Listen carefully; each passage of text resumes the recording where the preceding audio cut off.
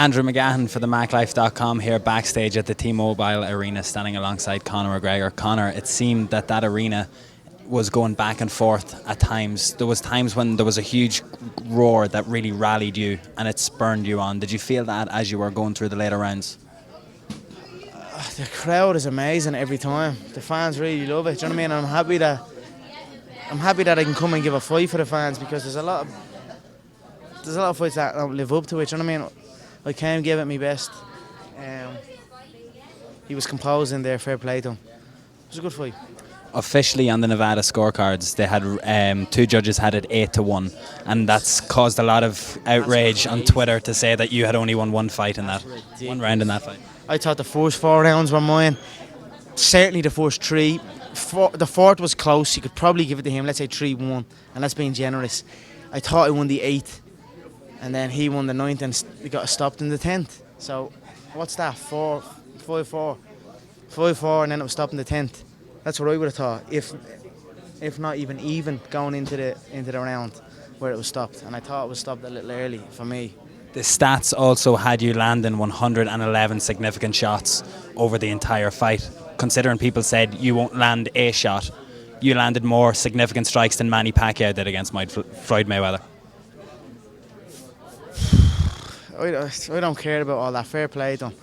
He was composed and experienced. His speed, his power, his skill was okay. I wasn't. Is this the best boxer ever? You know what I mean? I felt handy the first early rounds. I thought his composure is what won him the fight, and fair play to him.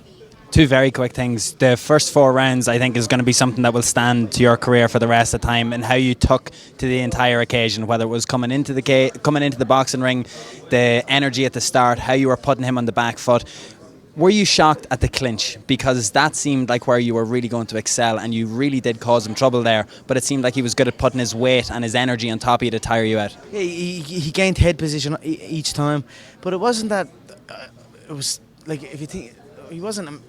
When I entered into the clinch, or I took another hook, or when he threw his right hand to put the frame and I took his back, that's all energy on my behalf. That I'm at the putting energy into that. Whereas in a mixed martial arts bout, it's energy that's gonna. You've advanced position and you're in a better position now, and you can work. Like when I had his back there, if that was an MMA fight, I can stay on his back and continue to keep hitting him. But in a boxing fight, you put the work in to get the back, but the referee separates it and resets you again. So I'm like, there was somewhere in the middle of it, I was like, I'm using all this energy to get to his back, and I'm not landing that many blows that are worth it, but I'm using a lot of energy. And then that's it. He capitalised on me on it. He saw my energy dip, kept his hands up, dipped in low, and what can I say? Okay. And then just on this, it seems like the praise that you're getting the most is your analysis. Post-fight, how you're able to take responsibility. Yep, he was the better guy tonight, that's no problem, we move on. You're doing it even now, your mind is whirring, you're thinking of every shot, every combination, every clinch. Is this what's exciting you most about it? Just so much stuff to work with now? I'm a student, I'll always study. I study every single situation. I think in sparring, it was always people backing off. And it was always distance fighting. And then the early rounds, you saw that. He couldn't touch me. I don't lose the early rounds ever. It's just a moment where it's like, I can't see the final line, and I'm like, I see a big hill, and I have this little dip in energy. And he capitalised on that dip. I think if the ref had let it go and I got to that, similar to the Diaz 2 fight, I have that moment, but I come through it, I recover, and then I get the second win and I go again. I think if I saw the end of the 10th round, I could have came in back in the 11th and the 12th, and that was kind of the picture in sparring as well in the lead up to it. I had these middle to late rounds where I was like dipping, but then I'd come back. But fair play to him, didn't let me come back, capitalised, and it kept coming forward. He fought a very different fight than he's used to. He fought more like a Mexican. So look, I'm happy, I enjoyed it.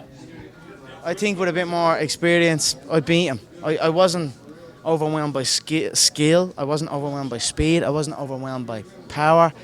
It was his composure. It was his when to throw shots and when not to throw shots, and that was that. Conor, you did your gym, your family, your country proud. Thank you very much.